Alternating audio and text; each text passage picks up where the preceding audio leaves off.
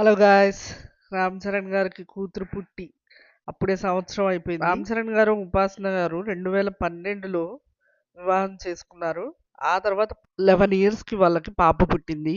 ఆ పాపకి క్లింకారా అని పేరు పెట్టారు. ఇప్పుడు ఆ పాపకి సంవత్సరం నిండడంతో బర్త్‌డే సెలబ్రేషన్స్ స్టార్ట్ అయిపోయాయి. ఒకానొక సందర్భంలో ఉపాసన క్లింకారా పేరు గురించి ప్రస్తావిస్తూ ఆ పేరుని లలిత సహస్రనామం నుంచి తీసుకోబడిందని, అహ్మదాబాద్ టైగర్స్ రిజర్వ్ అనే ప్లేస్‌లో చెంచు అనే ట్రైబల్ గ్రూప్ వచ్చి పాపకి నామకరణం చేశారని, చెంచు అనే అమ్మవారు అక్కడ వెలవడంతో ఉపాసన వాళ్ళ ఫ్యామిలీకి ఎంతో సెంటిమెంట్ అట. క్లింకారా బర్త్‌డే సందర్భంగా జంగిల్ థీమ్‌ని ఎంచుకున్నారు. చాలా బ్యూటిఫుల్‌గా ఉంది చూడండి.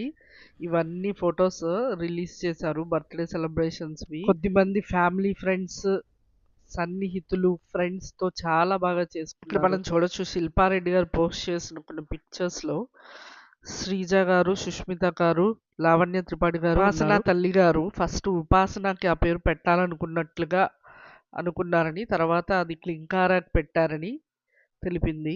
చిరంజీవి గారు తన మనవరాలను చూసుకుని ఎంతో మురిసిపోతున్నారని రామ్ చరణ్ గారు ఒకానొక సందర్భంలో తనని చిరుత అని పిలవాలని, చిరుత అనే పిలవాలని, తాత అని పిలవకూడదని ఆట పట్టిస్తూ ఉంటారని తెలిపారు. ఈ సందర్భంగా క్లింకారాకి మనం బెస్ట్ విషెస్ చెప్దాం.